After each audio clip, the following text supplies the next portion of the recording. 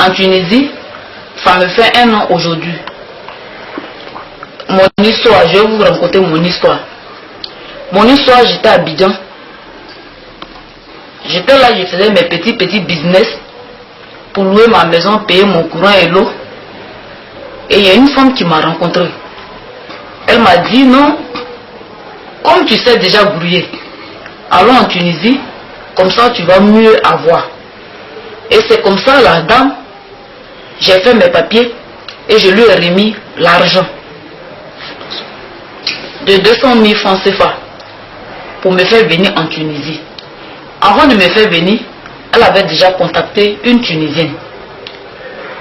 D'après elle-même qui m'a envoyé le billet. Donc elle m'a pris les 200 000 francs CFA. Elle m'a fait croire qu'elle devait payer mon billet. Et du coup, elle me rappelle pour dire que non, il y a une femme tunisienne qui va t'envoyer un billet d'avion, tu vas partir. Et c'est comme ça la femme m'a envoyé le billet. Et je suis parti à l'aéroport pour venir en Tunisie. En 2016, le 23 juin 2016, si je ne me trompe pas. Et quand on est arrivé en Tunisie, en ce moment, la femme même en question, Fatou Sila Fatou, son nom qui est sur les papiers s'appelle Yobo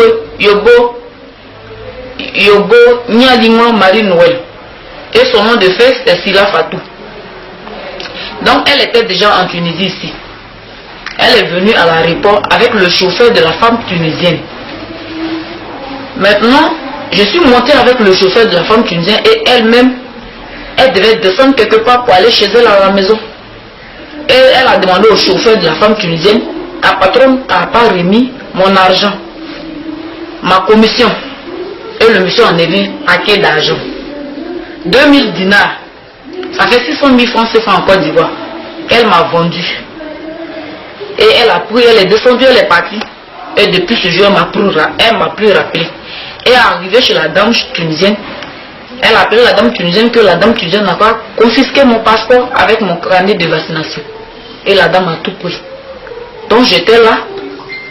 Un jour pendant causerie, la dame et moi, je lui ai demandé si mes 4 mois finis, tu me remets mes papiers et je vais aller rejoindre ma parente qui m'a envoyé là.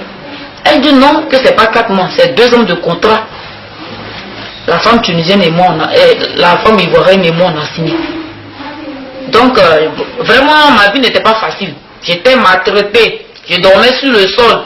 Je ne mangeais pas. C'était pas facile pour moi. Donc, quand j'ai attendu 2 ans, et j'ai dit, Chamba Taïba a chanté pour dire que quand un homme est handicapé, son âme ne peut jamais être handicapée. Tu peux bloquer mes bagages, mais tu ne peux jamais moi-même me bloquer. Donc sans bagage, je peux fuir. Et c'est comme ça, un jour, j'ai ouvert, elle-même, elle a vu que mon comportement ne lui plaisait pas parce que je me plaignais toujours pour quitter parce que je n'étais pas bien prise. Donc, elle a fait sortir mes bagages et j'ai rangé ma valise pour sortir. Elle a bloqué, elle dit non. Fatou a pris son argent. Donc, sans Fatou, elle ne peut pas me libérer. Elle dit, mais c'est Fatou qui a pris ton argent, c'est pas moi. Et c'est comme ça. Elle s'est calmée un peu. Je l'ai blagué un peu, puis elle s'est calmée. Et j'ai ouvert la porte sans bagage, sans rien. Je suis sorti dans la ville. Il a fait 5 jours dehors. Et 6e jour, c'est une femme camerounaise qui m'a vu. Elle est mariée à un Tunisien, légalement. C'est elle qui m'a demandé comment ça s'est passé. Je me suis exprimée. Et j'étais avec elle, la femme camerounaise là. Et après, j'ai appelé un ami en Côte d'Ivoire qui connaissait cette dame, Yobo Nyalima Marie Noël, dit Sila Fatou sur le fait que comme tu as déjà une chambre ici, que tu louais avant de partir au pays, je ne peux plus dormir au dehors pendant 7e jour. Donc fais un effort, je vais aller dormir chez toi. Et c'est comme ça qu'elle m'a mis en contact avec un jeune. Et quand je suis parti, elle avait tout vendu dans sa maison, il n'y avait rien. Donc j'ai dormi sur le sol. Le lendemain matin, c'est un jeune baoulé. Il habitait là où il est venu. Comme c'était un Ivoirien comme moi. Il m'a approché et il m'a demandé comment ça s'est passé. Quand je lui ai expliqué. Et c'est lui, En tout cas, il a représenté, il s'est représenté ici comme un parent pour moi. C'est lui qui s'occupait de moi. Jusqu'à ce jour-là aujourd'hui. Donc jusqu'à actuel, mes affaires sont bloquées.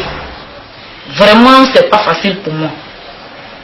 Donc je demande aux autorités de Côte d'Ivoire de venir à mon aide pour faire sortir mes affaires et pour me faire rentrer dans mon pays. J'ai envie de partir, mais je ne sais pas comment faire. Ici, il y a pénalité à payer. Il y a pénalité. Quand tu fais un an, tu dois payer un an de pénalité. Et c'est 100 dinars. 100 dinars, ça fait 30 000 francs CFA en Côte d'Ivoire. Imagine si tu fais un an. Donc vraiment, c'est pas facile pour moi. Donc je demande aux autorités